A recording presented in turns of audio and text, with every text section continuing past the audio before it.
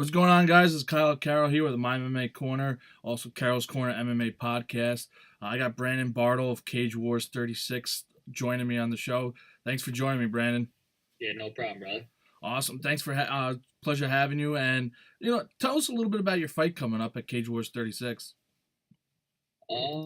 Yeah, it actually wasn't gonna be a title fight at first. It was just gonna be kind of like I got called out by the gym, and they said that they wanted to fight me, and so we had been pushing and pushing for a title fight, and we didn't think it was gonna happen. And then due to injury, I actually wound up getting it. So I'm pretty stoked, and I'm sure that kid is too because I think he was supposed to have the title shot previously as well, and so it wasn't going to work out for both of us, but now it's actually going to work out pretty good for us, and I think it's going to be a good time. So it's almost become like a contender fight. Whoever Yeah, wins gets the next shot at the title, right? yeah, most definitely. Awesome. Well, what was the reason that he was calling you out? Is there a specific reason why he wanted to fight you? Um, I don't know. I was wondering the same thing, kind of, but I haven't really got the full story on it. But I mean, I'm sure that they probably want a little revenge for the previous fight because I'm pretty sure Deshaun is his teammate. But so it's understandable. But I tried to. We actually almost had a chance to fight at Cage Wars 30, 34, or 33, and we had some stuff happen, and me and him didn't wind up getting matched up. But so we're meeting again, and this time we're actually going to be able to throw down. So Awesome. I'm looking forward to that fight. You're coming off a big victory, TKO victory over Deshaun. Tell us how it felt to get that win. man, it felt awesome to get that win. Definitely well deserved win. I was real eager, real hungry after the previous fight with that at Cage Wars 35. Um, it was almost like a little bit of a bittersweet, and then it was like the cherry on top, to come back and get a good win, after coming off of such a big loss. But I mean, we're just still looking forward, trying to get that belt right now. I mean, this is going to be a real nice, tough fight for me. So, well, best of luck to him and best of luck to me too. I mean, it's a toss up; it could go either way. But And you were fired up after your last fight. yeah, I briefly spoke to you right after that fight, and you're like, "I'm coming for Adam. You effing tell him." yeah, So you're all fired up after your big win. Because let's be honest, when you fought Adam, you pretty much had him dead to rights, and somehow for whatever reason the ref stood you guys up, and then the rest is history. But after getting this win against Deshaun. Have you changed anything in your game plan moving forward to this fight? I mean, your game plan's got to constantly be changing at this level.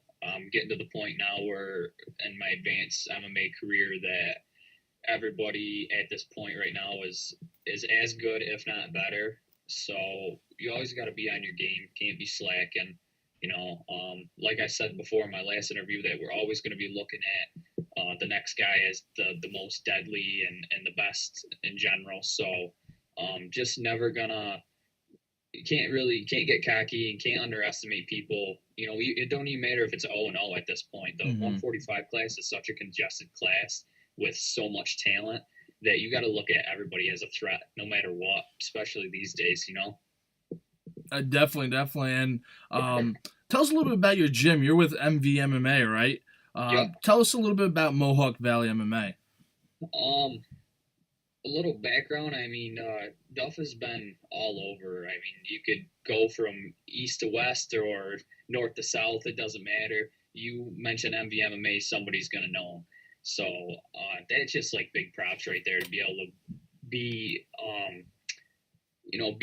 be a part of a team like that. And then we've got so much talent in that gym. It's ridiculous. We got everything from boxers to jujitsu to Muay Thai to wrestlers. It's like, and we got new guys and we got pro guys. So it's like you get a look from every spectrum. So it's like it's a great place to be for sure.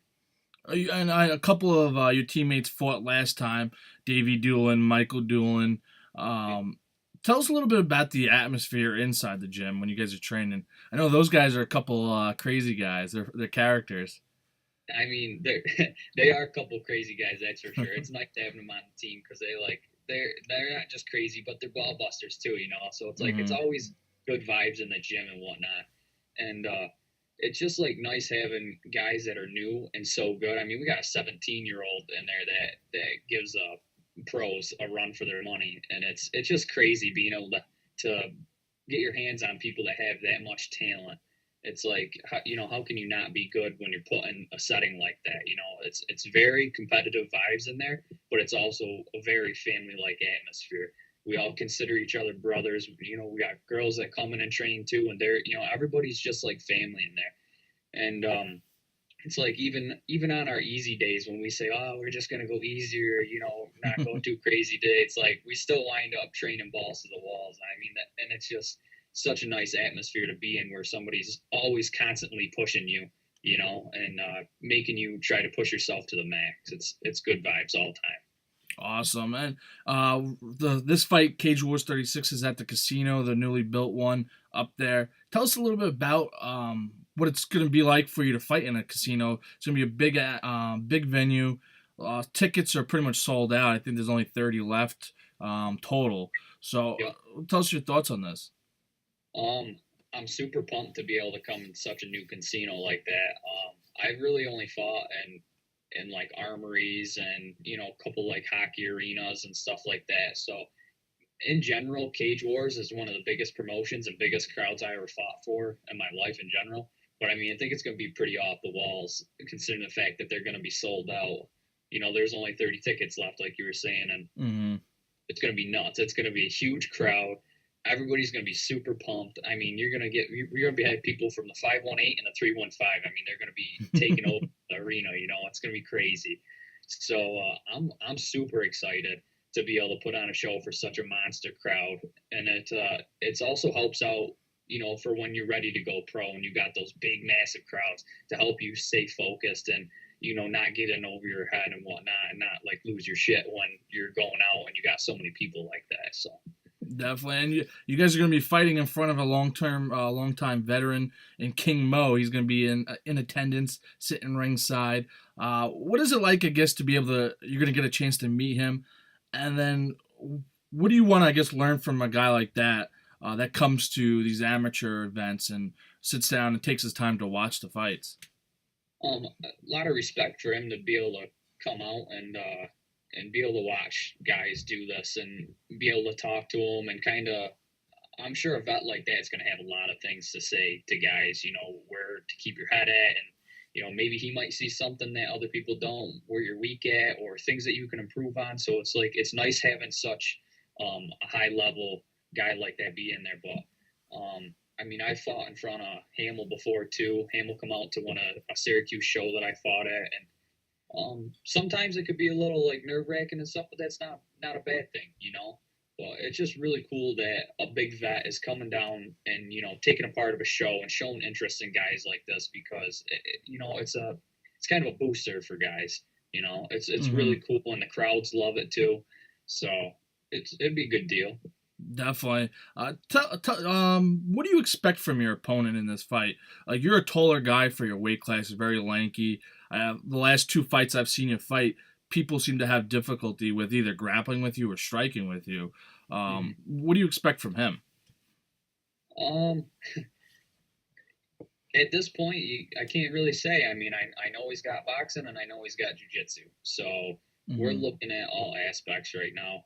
I know he's going to be coming in, coming hard. So it's hard to say exactly pinpoint what's going to happen, but we're just going to kind of um, see what he gives us and take it from there, kind of deal. You know, I mean, I saw some of his fights. I know the kid's got nice hands, and but I mean, we got hands too. So we're just gonna see, kind of feel him out, you know, see what he does, see what happens, where he takes it to. So, I mean, I try to keep myself as a well-rounded fighter, so wherever it goes, I'm ready to go.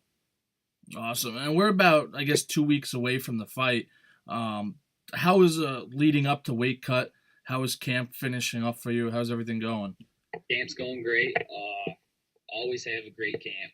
You know, it was a little bit of a short camp because of the fact that now that they're doing with the casino, it's going to be like every other month. So Hmm. they're shorter camps, but not really nervous about it just because of the guys that we have and the practices that we do. That excuse me, that we're always ready for everything no matter what. So it wouldn't matter if it was going to be him or if it was going to be the other kid that they wanted me to fight. I forget what his name, Mark Murray or whatever. Mm-hmm. I mean, at this point in an amateur career, you got to be ready to fight whoever knocks on your door, pretty much.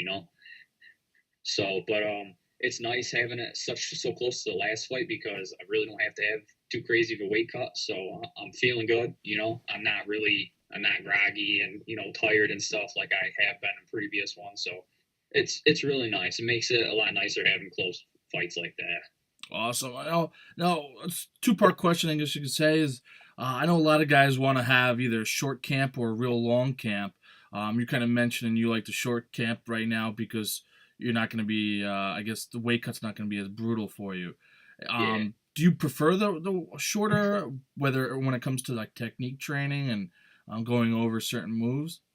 Um, I mean, I'm in the middle. It's a toss up, but I don't like too long of a camp because you almost like forget that feeling of stepping in the cage, like kind of your Mm-hmm. nerves higher because you take more time off. But it's nice having these back to back fights because it's just like bang them out and let's push to go pro kind of deal. So That, that's what I'm hoping for is to just keep going through these monthly fights kind of deals and keep the camp short and get to where I'm really looking to go. That's really what it is. Definitely, and you led me into my next question was about going pro. This is pretty much a contender fight.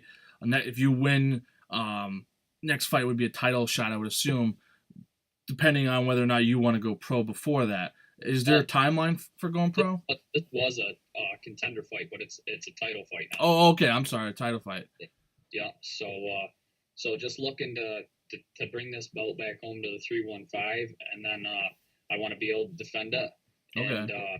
then me and coach are going to start talking about what our options are from there. So I can't really put a timeline on it because we haven't talked too much about it, but mainly what we know 100% for sure, what we want to do is I do want to go pro and make a career out of this. So it's just a matter of how my cards play out and what I'm dealt, and it could be a few months down the road, it could be half a year, it could be a year. It's hard to say right Mm-hmm. now, but future goals are definitely the professional career for sure. Definitely. Now tell us, I guess, a little bit about. Do you have any sponsorships or anyone supporting you We got, with like your uh, training? got AMP Master Images. I mean, what else do I got on here? I hope I'll got all our sponsors on it and stuff. I can sit forward and show you, but we got tons of sponsors and good sponsors. So even for now, like it's great. But even when I'm like ready to push and go pro, we've got ins with certain sponsors, and it's not going to be very hard to grab them up. Now, is that done through a lot of like your coach Duff and your gym helping you guys get a lot of those sponsorships, or do you guys have to go out and find them yourself? No, a lot of it's done through Duff Homes, which is really nice because it takes like some of the pressure off of us. Mm-hmm. And then I'm pretty sure as well that we do obviously get to pick our own sponsors if we'd like to, and bring people on with us and whatnot. So, but currently right now it's just the people that sponsor the gym or the people that sponsor the amateurs, and when I'm ready to go pro, then that'll be discussed then. Awesome. What do you do for, I guess, fun and relaxing? I was talking to a couple of fighters around here on the local side. They're big gamers and hunters and stuff. Like, what do you do on your free time when you're not training or working? Definitely like to definitely go out hunting and fishing and stuff like that. Kind of just keep a clear mind and whatnot. But I like doing like little projects and stuff. Like I'm a carpenter, so it's nice to like just take a time back and just do some woodworking. And I got bikes and I jog and just exercise and whatnot to help keep my mind clear. I like to go hiking and stuff. So just kind of anything like relaxing. And then it's nice like this weekend I didn't do anything. Just chilled in with my girl and just slept in and watched movies all weekend. So like it's nice to be able to do stuff like that too. Definitely. Did you get out there, do any ice fishing upstate? I know you guys got all those frozen ponds up there. Yeah, I didn't actually get the chance to go out this year because I was so tied up with the two fights that I did have. So I mean, I train so much during the week, and then by the time the weekend comes, I just want to sleep in and just chill out and do like little stuff around here. I didn't even get the chance to take my snowboard out and do any snowboarding or anything like that this year. So, um, but that's some of the other stuff that I like to do too. Fishing, snowboard, and just different things. Awesome. Like to stay active and keep yourself busy. Yeah, yeah. Uh, I don't want to be sitting around too much. how can fans find you if they want to follow you on social media and follow your uh, career? Fans want to find me, I got my Facebook video or my Facebook profile, Brandon Bartle. It's just my typical name, and then I also have a Sandman page too. That's linked with the Facebook profile. So if you want to get onto that, you can. And I'm also on social media like Instagram too. Awesome. And Instagram is just your name as well? Brandon B8 for Brandon Instagram. B8. Okay, awesome. So, Brandon, wish you best of luck in your fight at Cage Wars 36 on April 7th, upstate in Albany. So, best of luck, and I thank you for joining us tonight. And thanks for having me again. It's always a pleasure being on your show. Likewise. So, guys, Cage Wars 36 in Albany, April 7th. If you're not going to be able to get there will be filmed and put up on Fight Night app. So check that out as well. I don't know if it's pay-per-view or if it's free, but you could get out there and check it out. So thank you, Brandon, and have a good one, buddy. No problem, brother. Take care.